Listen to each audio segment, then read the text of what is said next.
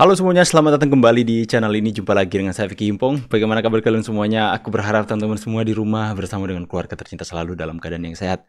Ya, kita sudah membahas di video sebelumnya di mana Hasto Kristianto akhirnya ditetapkan menjadi tersangka oleh KPK. Itulah pentingnya kenapa pemerintahan Pak Prabowo ini menunjukkan ketegasannya kepada koruptor. Mana mereka yang teriak-teriak mau menyerang pemerintahan Pak Prabowo, mengatakan bahwa Pak Prabowo mengampuni koruptor, Pak Prabowo memaafkan koruptor. Mereka nggak tahu bahasanya saja, teman-teman ya.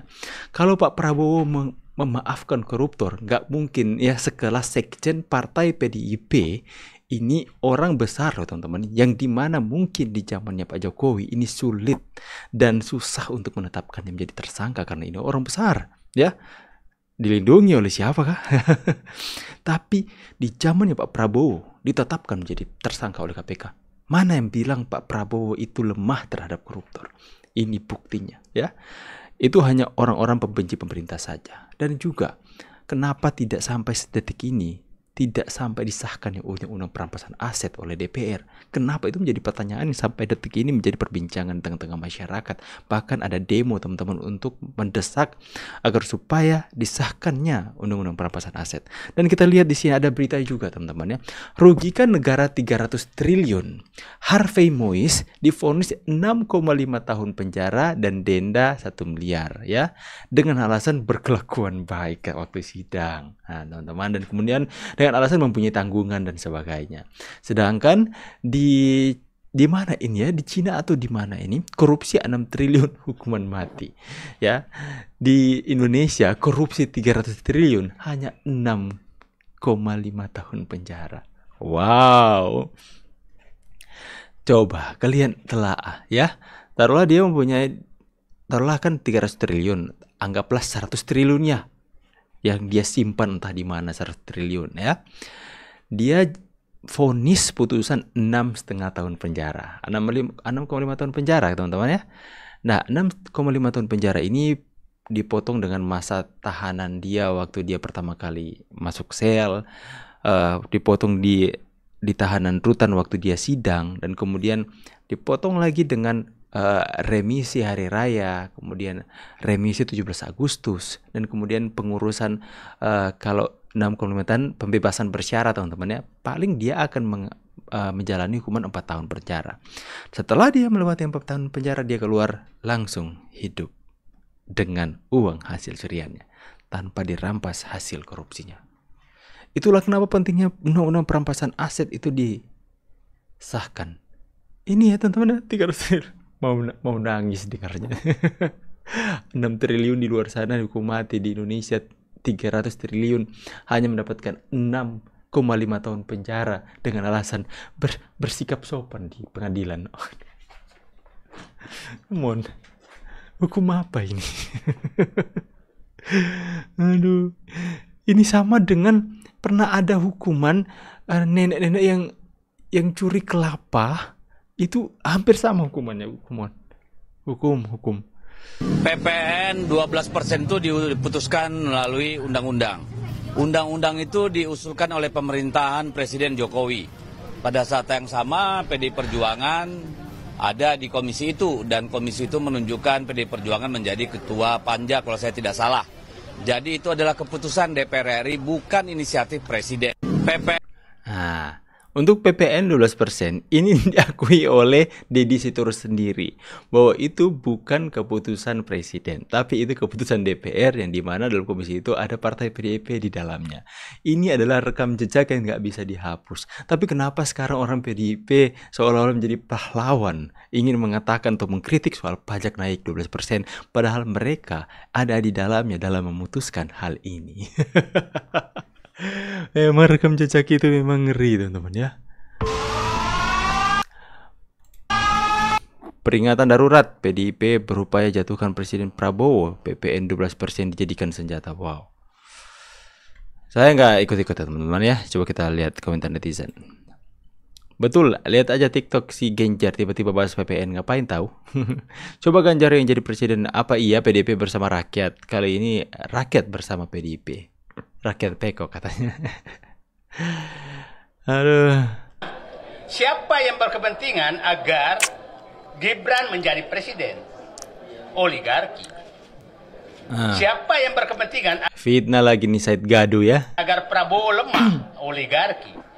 Siapa yang berkepentingan sehingga surat perintah 13 Oktober Solo itu terjadi? Itu oligarki. Sehingga berantakan semua. Nah, kita harus ini bahwa apakah Prabowo, jadi saya menyatakan begini, kekuatan Jokowi itu hanya satu, oligarki saja. Kalau ini kita bisa potong, maka dia sudah tidak punya kekuatan apa-apa, karena PDI partainya juga sudah nggak ada. Saya juga penasaran nih, kenapa ya provokator seperti ini dibiarkan? Kenapa nggak ditangkap ya teman-temannya? Apakah dia mempunyai bukti dari apa yang dia sampaikan dalam setiap penyampaiannya kepada publik ya? Hanya sekedar omong-omong doang ya, tapi tidak ada buktinya. Apa yang dituduhkan kepada Gibran dan Pak Prabowo adalah hanya sekedar omong-omong doang tanpa bukti. Semua orang bisa memfitnah, tapi coba Anda tunjukkan bukti seperti apa agar supaya masyarakat percaya. Ini tukang bikin gaduh ya. Saya itu tukang gaduh yang pantas untuk ditangkap sebenarnya. Harus ada orang yang melaporkan ini orang ini. Kerusakannya itu benar-benar saya sendiri heran, ini kenapa kok ancur-ancuran kayak gini begitu ya. Saya nggak Apalagi ngerti.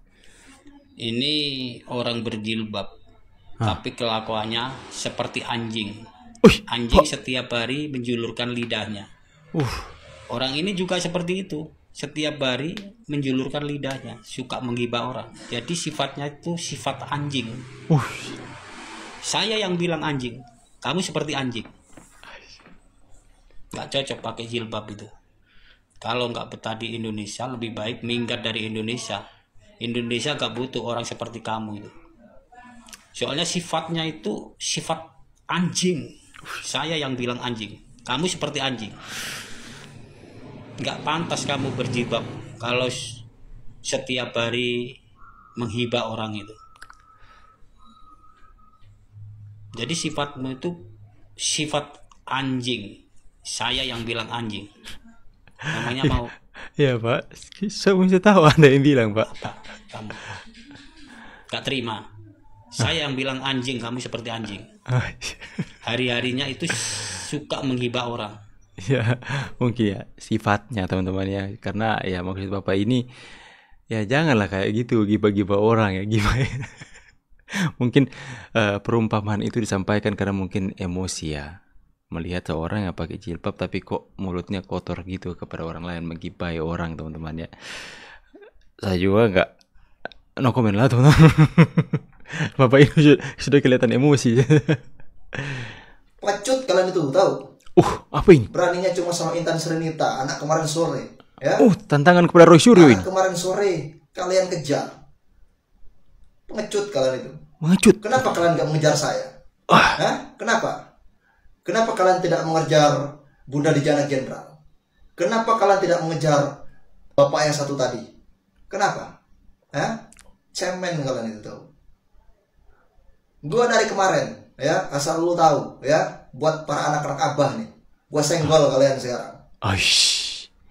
Gua dari kemarin membahas tentang Fufu Fafa, membahas tentang Roy Suryo, membahas tentang para hacker, membahas tentang Bunda Dijana Jenderal. Ya, kenapa kalian nggak serang saya? Kenapa? Hah? Nih, buat kalian beraninya sama anak kecil ya? Pendukung abah ini. Gua memang tidak bilang seperti apa yang Intan bilang. Gua juga tidak bilang apa yang seperti Bapak tadi bilang. Gua tetap mengikuti apa yang Bunda DJ anak jenderal itu katakan, ya. Bahwa Fufu Fafa itu bukan milik Roy Suryo dan Fufu Fafa juga bukan milik Mas Gibran. Fufu Fafa itu milik seorang gamers yang bernama Raka. Hanya yang menviralkan adalah Roy Suryo. Ya, emang kenyataan seperti itu kan?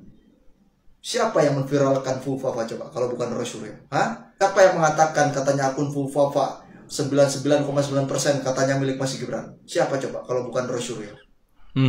Tapi giliran ditantang adu data, giliran ditantang adu referensi, giliran ditantang adu bukti, sama siapa? Sama Bunda Dijana Jenderal, melempem dianya. Melempem. Alasannya apa? Itu buzzer.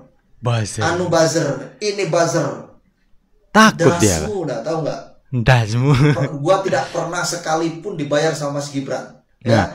Coba Roy Suryo, Anda ditantang secara terbuka loh. Kalau Anda memang pintar, kalau Anda punya bukti yang kuat soal bagaimana, karena Anda keluar-keluar di media sosial mengatakan 99,9% Fufufafa adalah Gibran. Jika Anda memang punya bukti yang kuat soal itu, seyakin itukah Anda?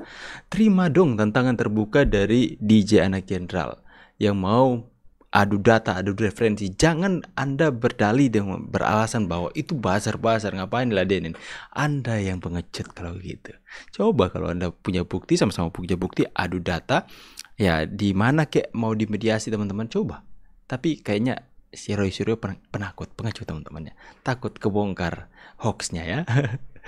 Oke teman-teman, saya pamit dulu. Silahkan berikan tanggapan kalian di kolom komentar. See you on the next video and God bless you. Bye guys.